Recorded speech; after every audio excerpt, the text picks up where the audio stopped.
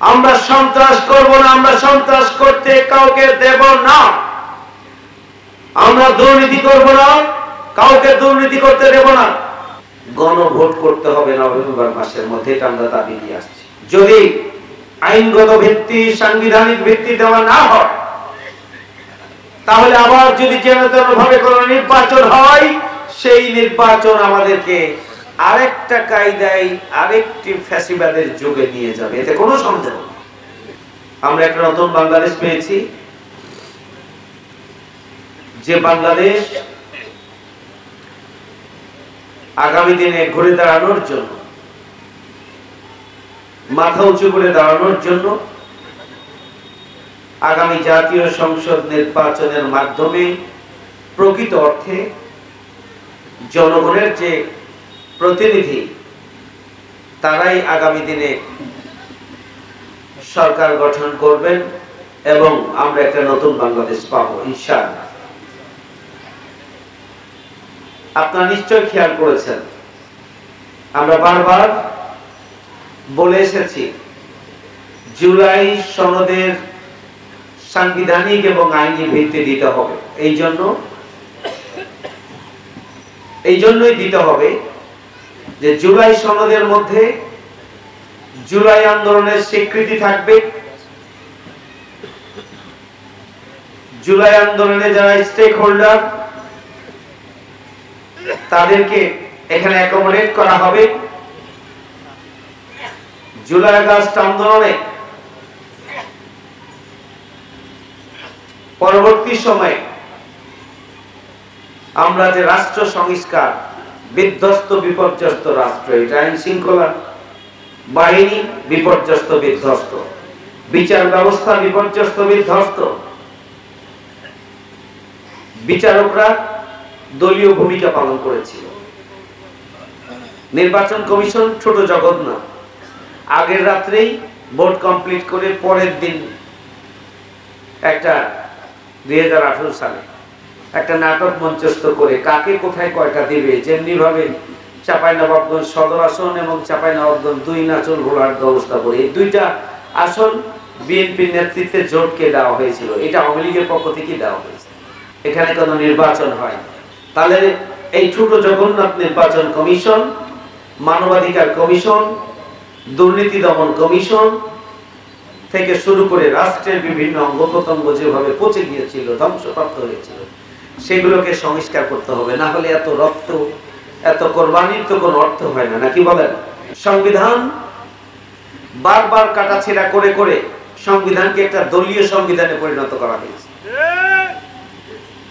এই জন্য আমরা বলেছিলাম জুলাই সনদে রাষ্ট্র সংস্কার থাকবে, জুলাই সনদের সংবিধান সংস্কার থাকবে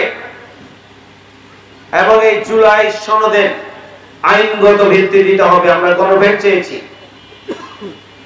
এই গণভোট আমরা দাবি জানাচ্ছি নভেম্বর মাসের মধ্যেই জুলাই ঘোষণাপত্র এবং জুলাই সনদের আইনি ভিত্তি, সাংবিধানিক ভিত্তি দেওয়ার জন্য গণভোট করতে হবে নভেম্বর মাসের মধ্যে, এটা আমরা দাবি নিয়ে আসছি।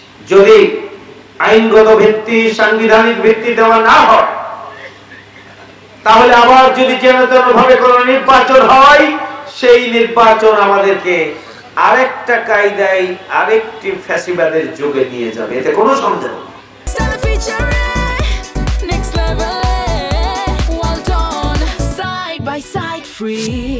এত রক্ত, এত জীবন,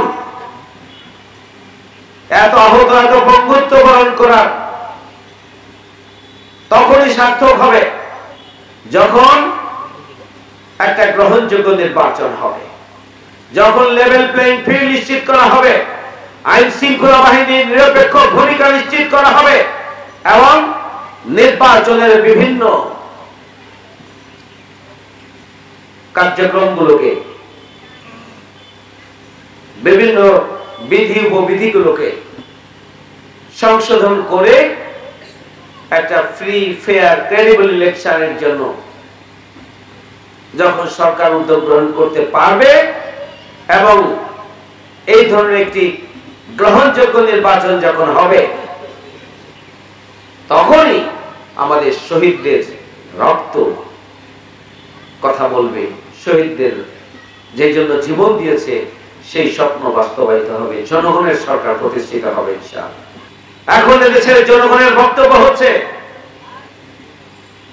সব দলের দেখা শেষ, এবার তারা জামাত ইসলামীকে দেখতে চায়। আওয়ামী লীগ দেখেছে জনগণ, বিএনপি দেখেছে জনগণ, জাতীয় পার্টি দেখেছে জনগণ, এইবার জনগণ জামাত ইসলামীকে দেখতে চায়। এইবার জনগণ দাঁড়িপাল্লার বিজয় চায়, নাকি বলেন? এটা হচ্ছে জনগণের প্রত্যাশার জায়গা। সবাইকে দেখেছি, এইবার আমরা সব দেখেছি, বারবার জামাত ইসলামীকে দেখবো এইবার, নাকি বলেন? সংগ্রামী ভাই ও বন্ধুগণ, বাংলাদেশ জামাত ইসলামীর আমির বলেছেন, আমরা সন্ত্রাস করব না, আমরা সন্ত্রাস করতে কাউকে দেব না, আমরা দুর্নীতি করব না, কাউকে দুর্নীতি করতে দেব না, আমরা চাঁদাবাজি করব না, আমরা কাউকে চাঁদাবাজি টেন্ডারবাজি করতে দেব না। চাঁপাইনবাবগঞ্জে জামাত ইসলামী আমিরে জামাতের এই নির্দেশনা বাস্তবায়ন করতে কি সক্ষম? ইনশাআল্লাহ আমি মনে করি সক্ষম। যদি নেতৃত্ব চাঁদাবাজ মুক্ত না হন, সন্ত্রাস মুক্ত না হন, যদি নেতৃত্ব দুর্নীতি মুক্ত না হন, যদি নেতৃত্ব টেন্ডারবাজ মুক্ত না হন, তাহলে দুর্নীতি, সন্ত্রাস, চাঁদাবাজ মুক্ত বাংলাদেশ প্রতিষ্ঠা সম্ভব নয়। দুর্নীতি মুক্ত নেতৃত্ব প্রতিষ্ঠা করতে হবে। দুর্নীতি মুক্ত নেতৃত্বের জন্য শুধু স্লোগান যথেষ্ট নয়, দুর্নীতি মুক্ত নেতৃত্বের জন্য প্রয়োজন স্লোগানের পাশাপাশি আপনার কাজে এবং কথায় মিল থাকতে হবে, চরিত্র গঠন করতে হবে, আল্লাহর ভয় নিজের মধ্যে ধারণ করতে হবে, সত্য এবং সুন্দরকে আঁকড়ে ধরার মানসিকতা তৈরি করতে হবে, অন্যায়ের প্রতি ঘৃণা থাকার সাহস থাকতে হবে, এবং দীর্ঘ প্রশিক্ষণের মাধ্যমে একজন ব্যক্তি সৎ, দক্ষ এবং দেশপ্রেমিক হতে পারে, খোদাবিদ হতে পারে। শুধুমাত্র আমার কর্মীরা দুর্নীতি করবে না, এই বক্তব্য এদেশের জনগণ কাছে কোনো গুরুত্ব নেই। জামাত ইসলামী বাংলাদেশের 3টি মন্ত্রণালয়ের আমাদের আমিরে জামাত এবং সেক্রেটারি জেনারেল 2 জন নেতা 3টি মন্ত্রণালয় পরিচালনা করেছিলেন, এবং 2 টাকার দুর্নীতি তন্ন তন্ন করে মাইক্রোস্কোপ দিয়ে খুঁজে পাওয়া যায়নি, আলহামদুলিল্লাহ। সুতরাং জামাত ইসলামী দুর্নীতি, সন্ত্রাস এবং চাঁদাবাজ, টেন্ডারবাজ মুক্ত, যেহেতু তারা দুর্নীতি করবে না, দুর্নীতি, সন্ত্রাস, চাঁদাবাজ মুক্ত বাংলাদেশ তাদের পক্ষে প্রতিষ্ঠা করা সম্ভব। আজকে গোটা বাংলাদেশে জামাত ইসলামীকে চাচ্ছে।